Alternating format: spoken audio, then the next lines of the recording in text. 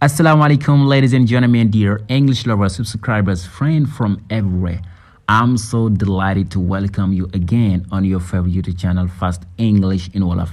In today's lesson, guys, we're gonna talk about some common mistakes in English. It's gonna be a very important lesson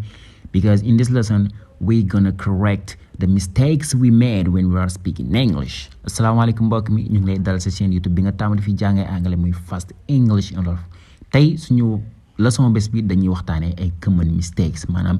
ay njuumte yoo xam ne dañ koy faral di def si suñuy làkk anglais mu nar a nekk leçon bu am solo waaye balaa ñuy tàmbali su fekkee abonné ko ngir yàlla abonnel bés cloche de notification su ko defee bépp vidéo bu ñu dugal nga mën see teel a jot nga mën a jàppale aussi tamit ci liggéey bi.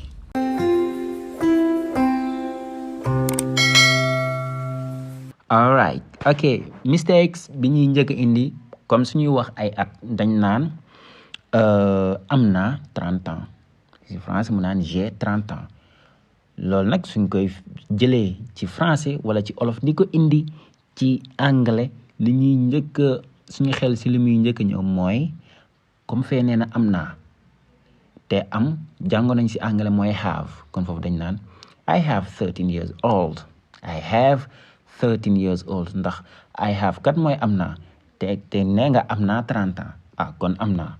kon foofu dama naan I have 13 years old waaye loolu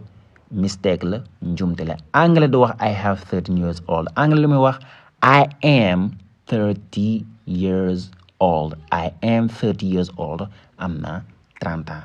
ok kon ñu bàyyi xel bu baax sooy wax âge da nga naan I am ba doo wax I have beneen bi si tege guys mooy fàtte naa sama kaye ca kër ga fàtte naa sama kaye ca kër ga dañ naan I forgot my notebook at home I forgot my notebook at home waaye loolu guys mistake la anglais du wax I forgot my notebook at home English li muy wax I left my notebook at home anglais du wax I forgot ba li muy wax I left lan moo ko waral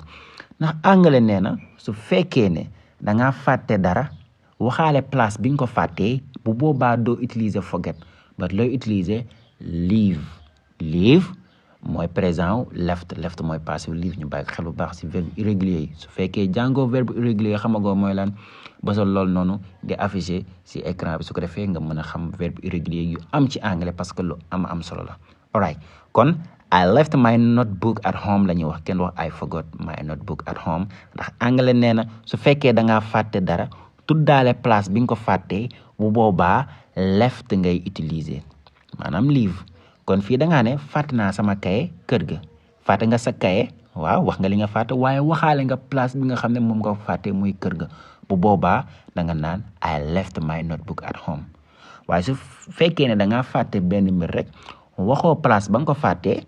bu boobaa mën nga utiliser I forgot comme exemple nga ne fàtte naa sama kaye waxoo kër ga waxoo classe ba bu boobaa neel I forgot my notebook kese waaye su fekkee danga cee boole place nag bu boobaa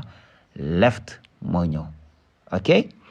beneen bi si tege mooy je suis d'accord naa ñu si bëri dañ naan I am agree rawatina élève français yi ndax su fekkee si français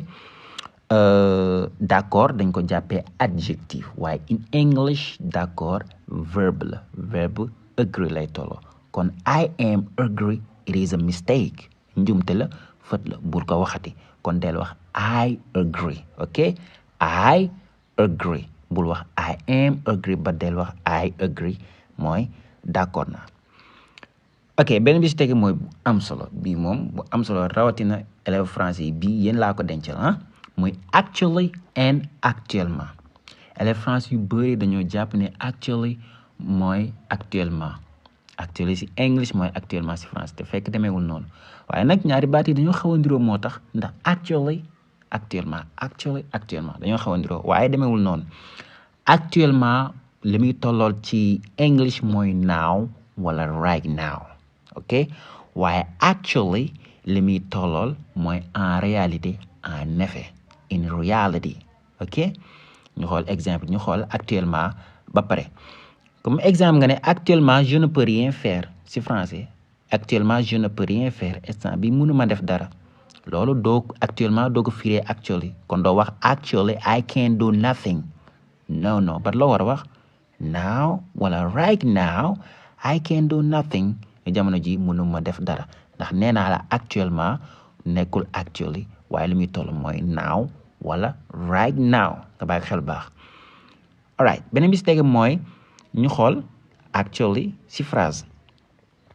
exemple nga ne he said he would help me and he actually did it he said he would help me and he actually did it moom nee na dana ma dimbale te ca dëgg-dëgg daal def na ko ñu indi ko ci français danaan il a dit qu'il m'aiderait et il l'a réellement fait te ca dëgg-dëgg def na ko kon fii actually li muy firi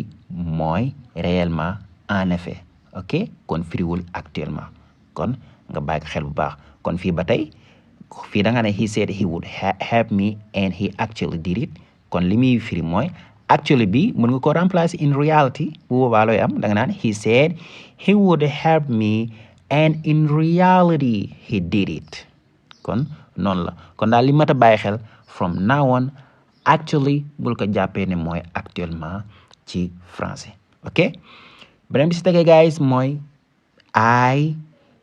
did a mistake loolu anglais da ko wax anglais da wax I did a mistake but anglais muy wax I made a mistake ndax li ko waral mooy ñun suñuy jàng anglais dañ koy jaarale ci làkk boo xam ne dañ ko miin moo xam français moo xam olof la wala beneen su fekkee olof dañ naan def naa njuumte kon li nga ci anglais ñu jàng loolu la def dara mooy do moo tax ngay jël do boobu noonu di ko indi fii waaye anglais su fekkee mistake du utiliser do waaye li muy utiliser make kon bul waxati I did a mistake ba del wax I made a mistake alright nga bàyyi ko xel bu baax beneen mistake mooy my sister is married with my friend loolu anglais di ko wax it is a mistake anglais da wax my sister is married with my friend lu muy wax my sister is married to my friend ndax married lu muy àndal to marry to kon du àndal marry with lu ko waral nag mooy dañ naan ci olof dañ naan sama rakk bu góor wala sama rakk bu jigéen marié na ak sama xarit nga jàngoon ne with ci anglais mooy ak nga ne comme que with mooy ak kon kay with laay wax kon dama naan my sister is married with my friend waaye loolu soo ko defee njumte la erreur la ndax marry to lay àndal my sister is married to my friend ok guys beneen bi nga xam ne moo si mujj mooy suñuy wax watu lu si ëpp dañ naan I cut my hair loolu anglais du ko wax it is a mistake I cut my hair ñu bëri dañ naan I cut my hair mooy maa ngi watu non su fekkee da ngay wax watu doo wax I cut my hair but looy wax I am having a haircut mooy maa ngi watu kon soo bëggee wax watu bul wax I cut my hair but del wax I'm having a haircut right kon yooyu mooy mistakes yi nga xam ne indi nañ leen ko mu nekk lu am solo kon guys de leen woy di abonné aussi tamit di partager di commenter bu baax a baax pour ngeen gën a mën a jàpp ci liggéey bi ok see you soon on your favorite YouTube channel Fast English in Wolof goodbye